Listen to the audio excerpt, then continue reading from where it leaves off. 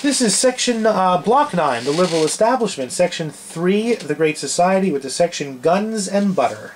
As you can probably imagine, all of this spending was expensive. All of these programs were expensive.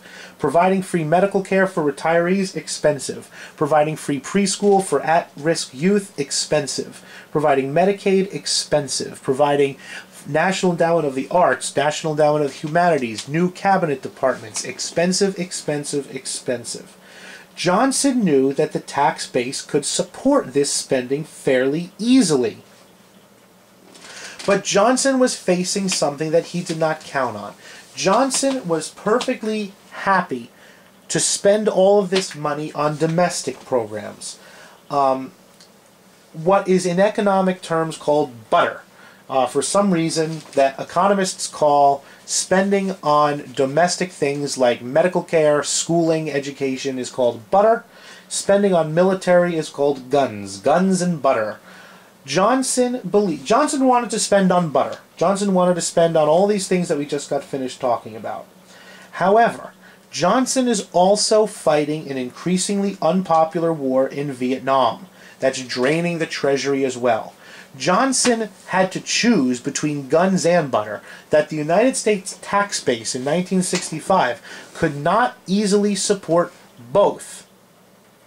But it did. Johnson thought it could. It did. And Johnson started spending money. You can see what's starting to happen to federal spending down here, the lower end of the chart.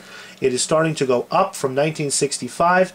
It goes from probably, 2/3 of $1 trillion, almost to $1 trillion in 2 or 3 short years.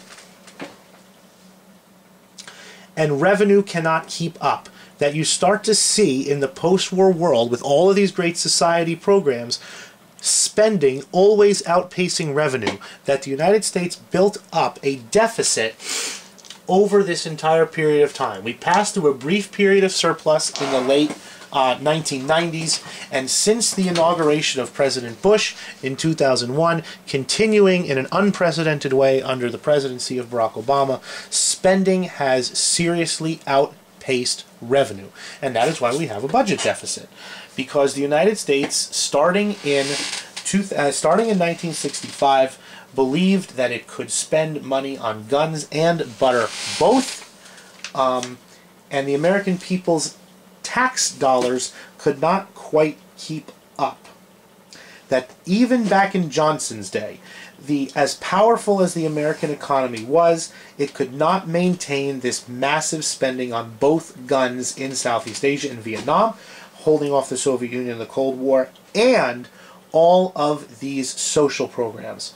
By 1970, the increased spending on inflationary things, that both military spending and anti-poverty spending are inflationary, that you're putting more money into the system without people producing goods that people can use. It's inherently inflationary. By 1970, that 20 years of economic growth that started after World War II is starting to slow down. That by 1970, the effects of increased competition around the world, we're going to talk about this next section, inflationary spending policies, guns and butter are starting to throw sand in the gears of the American economy.